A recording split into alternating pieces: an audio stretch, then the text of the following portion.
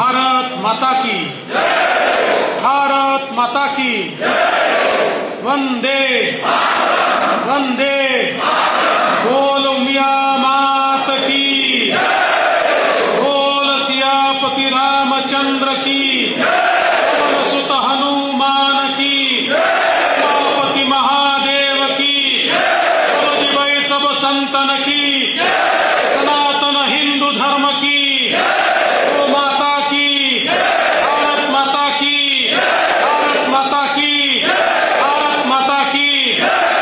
ये पाटीदारों का आवाज है। मंच पर उपस्थित हम सभी के बहुत ही लाडले उम्मीदवार और 13 तारीख को आपके आशीर्वाद से पूर्ण बहुमत के साथ जो यहां से विजयी होने वाले हैं, ऐसे हमारे महेश भाई,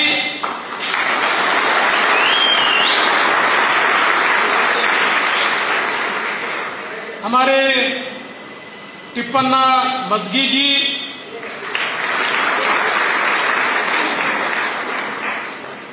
आप सभी के हमारे चहेते हमारे पाटीदार समाज के अध्यक्ष श्री भीमजी भाई पटेल, श्री शांति भाई पटेल, साथ में यहाँ पर उपस्थित तुलसी भाई पटेल, प्रकाश भाई, हमारे शरणु अंगड़ी जी, सभी मंचासीन महानुभाव और यहाँ पर उपस्थित सभी बहनों और भाइयों, मुझे जब बताया गया कि पाटीदार समाज में सभा का आयोजन किया गया है और वहां पर वोट मांगने के लिए जाना है, तो मैंने कहा पाटीदार समाज दुनिया के किसी भी कोने में रहा तब भी वो मोदी जी के और बीजेपी के साथ है।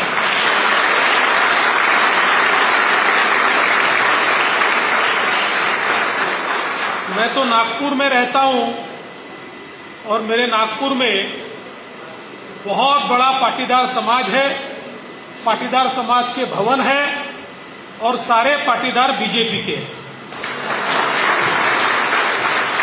और आजकल पिछले कुछ सालों से मुंबई में रहता हूं, तो मुंबई में भी सारे पाटीदार बीजेपी के हैं।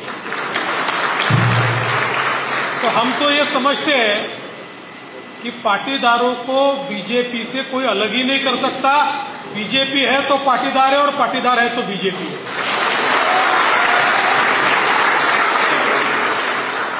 आज हम सब लोग बहुत खुशनसीब हैं कि भारत को प्रधानमंत्री मोदी जी के रूप में एक ऐसा नेता मिला है जिस नेता ने 9 साल में भारत का चित्र और चरित्र दोनों बदल कर दिखाया।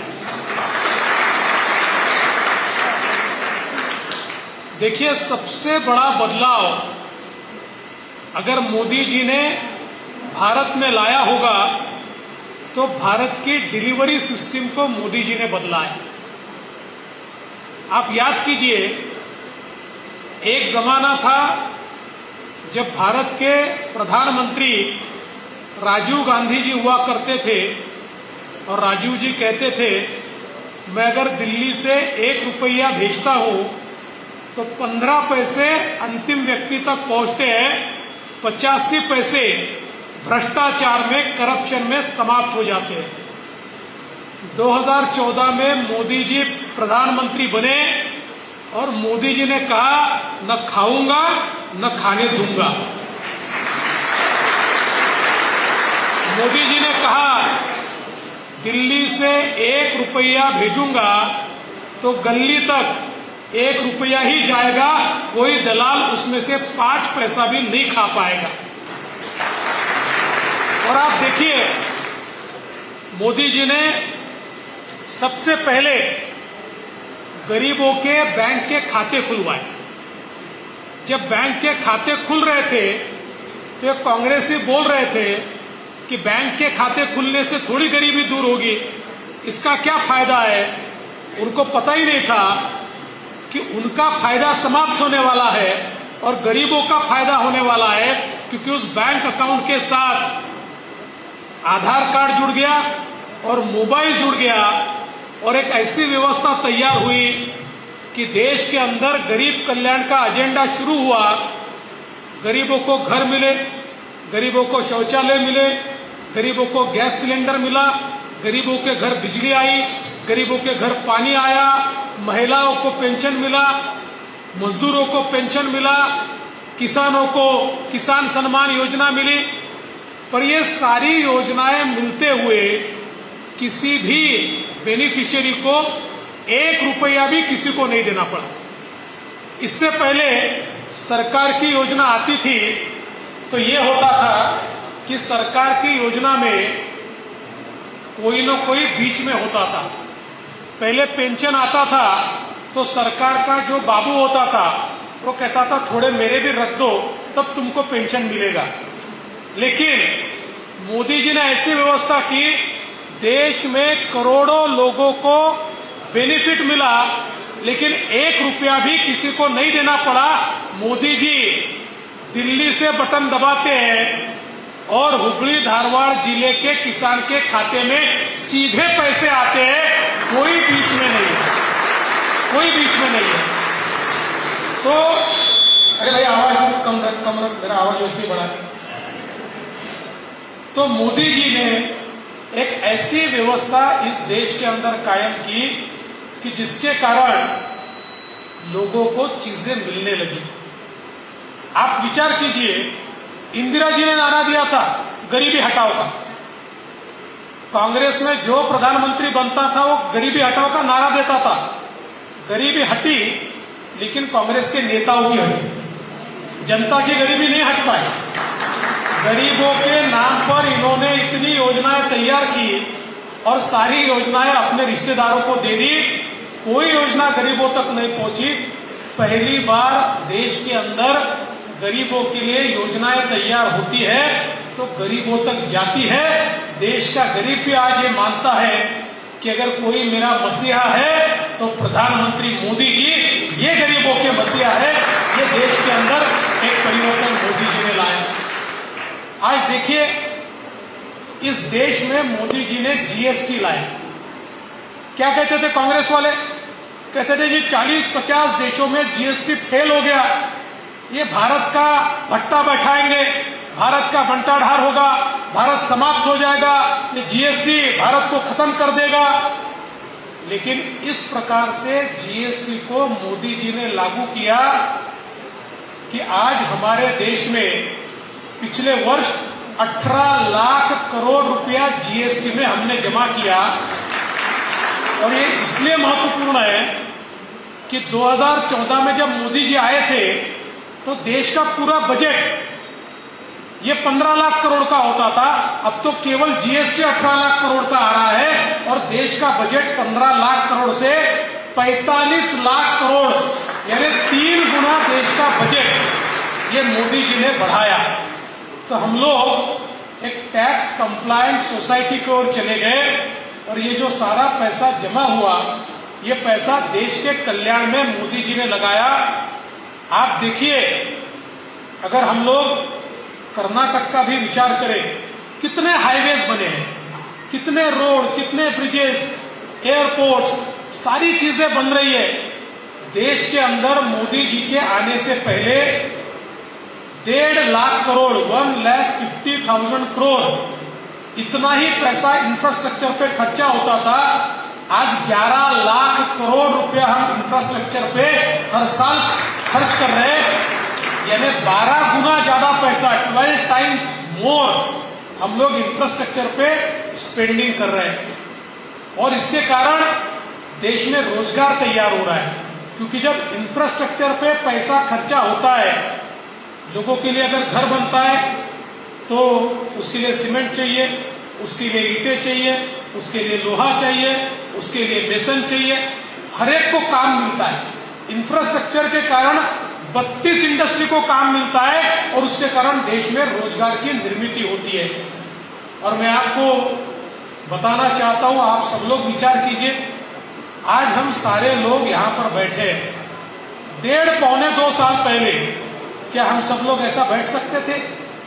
कोरोना के प्रकोप के कारण हमारी अवस्था ऐसी थी कि घर से बाहर नहीं निकल सकते थे। अपने रिश्तेदारों के घर जाना भी चोरी थी और लोग ये सोचते थे कल क्या होगा, मेरे बच्चों का क्या होगा, कोरोना हो गया और हॉस्पिटल में जगह नहीं मिली तो क्या होगा, मेरे माँ बाप का क्या होगा, बूढ़े माँ बाप को कोरोना हुआ तो उनको मैं कैसे बचाऊंगा। इस प्रकार का विचार हम लोगों को तकलीफ देता था। लेकिन इस देश के अंदर मोदी जी ने चमत्कार किया। दुनिया में केवल 5 देश वैक्सीन तैयार कर पाए। उन 5 देशों में भारत ऐसा देश निकला जिसने अपना खुद का वैक्सीन भारत में तैयार किया। आप विचार कीजिए, अगर भारत और मोदी जी वैक्सीन तैयार नहीं करते तो हम अमेरिका और ब्रिटेन के सामने हाथ फैलाकर खड़े होते, हमको वैक्सीन दे दो, हमको वैक्सीन दे दो। वो कहते लाइन में खड़े हो जाओ, पहले हमारे लोगों को वैक्सीन देंगे, बाद में आपको वैक्सीन मिलेगी। करोड़ों करोड़ों लोग मर जाते लेकिन हमको वैक्सीन नहीं मिलती। मोदी जी ने वैक्सीन केवल तैयार की, इतना ही नहीं तो आप देखिए कश्मीर से कन्याकुमारी तक और गुजरात से अंडमान तक एक ही दिन में सारे गांवों में वैक्सीन जाती थी। और ये वैक्सीन ऐसे नहीं भेज सकते थे, कोल्ड चेन में भेजनी पड़ती थी, क्योंकि थोड़ा टेम्परेचर बढ़ गया तो वैक्सीन खराब हो जाती थी। 3 लाख कोल्ड चेन का निर्माण करके देश के 6 लाख गांवों में एक साथ वैक्सीन को भेजकर 130 करोड़ लोगों को मोदी जी ने सीधी वैक्सीन 2 बार लगाई तो कोरोना समाप्त हुआ और हम सब लोग यहाँ पर बैठे हुए हैं और एक साथ भारत माता की जय के नारे लगा पा रहे हैं। और देखिए, आप देखिए हमारी वैक्सीन भी कितनी इफेक्टिव है, क्योंकि अभी 3 महीना पहले यूरोप में लॉकडाउन लगा, अभी 1.5 महीना पहले चाइना में लॉकडाउन हुआ, तो बाकी जगह लॉकडाउन वापिस करना पड़ा, भारत में नहीं करना पड़ा, क्योंकि हमारी वैक्सीन के कारण उसके बाद कोरोना आया भी तो 3 दिन का बुखार लेकर आया, उससे ज्यादा कोई मरा नहीं। लोगों को बचाने का काम मोदी जी ने किया। लेकिन इतना ही नहीं, तो कोरोना के समय तो गरीबों को अनाज देकर, उनके खाते में पैसा देकर मोदी जी ने बचाया। लेकिन कोरोना के बाद दुनिया की अर्थव्यवस्था तहस नहस हुई।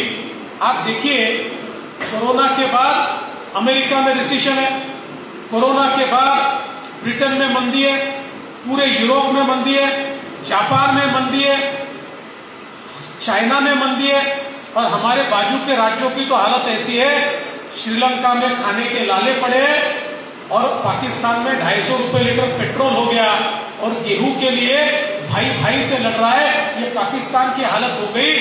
दुनिया की सारी अर्थव्यवस्थाएं तहस नहस हुई। लेकिन मोदी जी ने भारत में कोरोना के तुरंत बाद 20 लाख करोड़ रुपए का आत्मनिर्भर भारत पैकेज दिया। इसके कारण छोटे उद्योगों को मदद मिली, उनमें कैपिटल का इन्फ्यूजन किया, डिमांड क्रिएट की, किसानों को मदद की। परिणाम यह हुआ, कोरोना के बावजूद भी दुनिया की सबसे तेजी से बढ़ने वाली अर्थव्यवस्था ये भारत की अर्थव्यवस्था बनी। और कोरोना के बाद दुनिया के अर्थशास्त्री कहते थे अब भारत को मंदी का सामना करना पड़ेगा, भारत ने मंदी के लिए तैयार होना चाहिए। लेकिन मोदी जी ने भारत में मंदी नहीं आने दी, भारत लगातार काम कर रहा है, ये हम लोगों ने देखा है। अभी अभी मुझे चिट्ठी मिली है कि मोदी जी यहाँ पर भी आकर गए, तो हमारा भी सौभाग्य है कि मोदी जी जहां पर आकर गए वहां आने का सौभाग्य हमको प्राप्त हुआ, ये भी हमारा भाग्य में मानता हूं।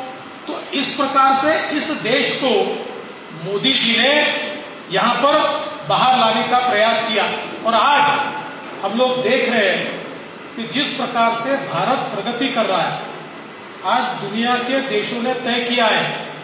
देखिए, 30 साल तक चाइना ये दुनिया के फैक्ट्री के रूप में काम कर रहा था, लेकिन अब दुनिया को ध्यान में आया कि चाइना की फैक्ट्री काम करने वाली नहीं है।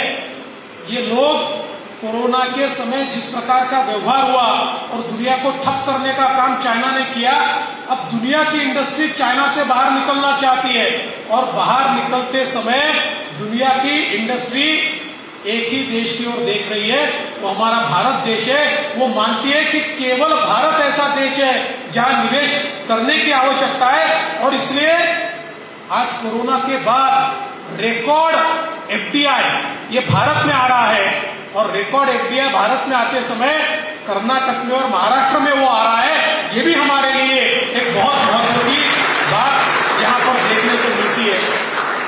तो अगर हम लोग देखें तो भारत को परिवर्तित करने का काम ये मोदी जी ने किया है और इसके साथ साथ भारत कितना मजबूत देश बना ये आप लोग इस बात से समझ सकते हो कि मोदी जी G20 के प्रेसिडेंट बने और अंतर्राष्ट्रीय मंच पर एक समय ऐसा था, हमारे मनमोहन सिंह जी बहुत अच्छे आदमी थे, भले आदमी थे, प्रामाणिक आदमी थे, लेकिन अंतर्राष्ट्रीय मंच पर वो जाते थे तो दुनिया के प्रेसिडेंट और प्राइम मिनिस्टर के फोटो में मनमोहन सिंह जी दिखाई नहीं पड़ते थे क्योंकि उनको पीछे में जगह मिलती थी, उनको ढूंढना पड़ता था। अब परिस्थिति ये है, मोदी जी खड़े होते हैं और सारे दुनिया के प्रेसिडेंट और प्राइम मिनिस्टर उनसे हाथ मिलाने को लाइन लगाते हैं और आप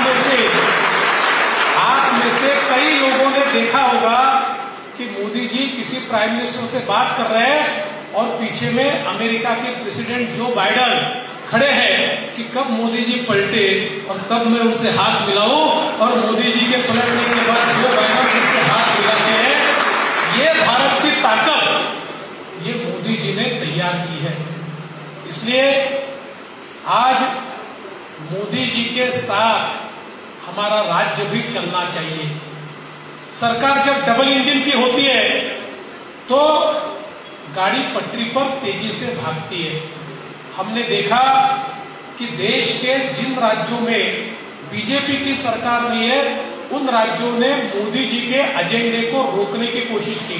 मोदी जी को कोई रोक नहीं सकता, लेकिन कोशिश की गई उसको लेट कैसा किया जाए, उसको डिलेल कैसा किया जाए, उसको डिले कैसा किया जाए, इसका प्रयास हुआ। और वही कर्नाटक जैसे राज्य में आज हम लोग देखते हैं कि डबल इंजन की सरकार थी तो मोदी जी ने 6,000 रुपया भेजा तो कर्नाटक सरकार ने भी 4,000 रुपया दिया, तो 10,000 रुपया हमारे किसानों को मिल गया। आज हम लोग देखते हैं कर्नाटक में इतने बड़े पैमाने पर रेलवे लाइन बिछ रही है, इतने बड़े पैमाने पर रोड्स बन रहे हैं, इतने बड़े पैमाने पर इंफ्रास्ट्रक्चर तैयार हो रहा है। तो डबल इंजन की सरकार जिस ताकत से काम करती है, आज डबल इंजन की सरकार के कारण कर्नाटक में 55 लाख गरीबों को शौचालय मिले। डबल इंजन की सरकार के कारण 45 लाख घरों में पानी पहुंचा। 45 लाख घर यानी 2 करोड़ लोगों को शुद्ध पीने का पानी ये डबल इंजन की सरकार ने कर्नाटक के अंदर दिया। 25 लाख लोगों को उनका आशियाना, उनका अपना घर मिला क्योंकि कर्नाटक में डबल इंजन की सरकार थी। तो डबल इंजन की सरकार ये बहुत जरूरी है। और आप सब लोग जानते हैं कि एक और जो सरकार है मोदी जी की, अब मोदी जी का इंजन और दूसरा मुंबई जी का इंजन, ऐसी डबल इंजन की एक गाड़ी बड़ी तेजी से दौड़ रही है और उसमें अगर महेश जी की बोगी लग गई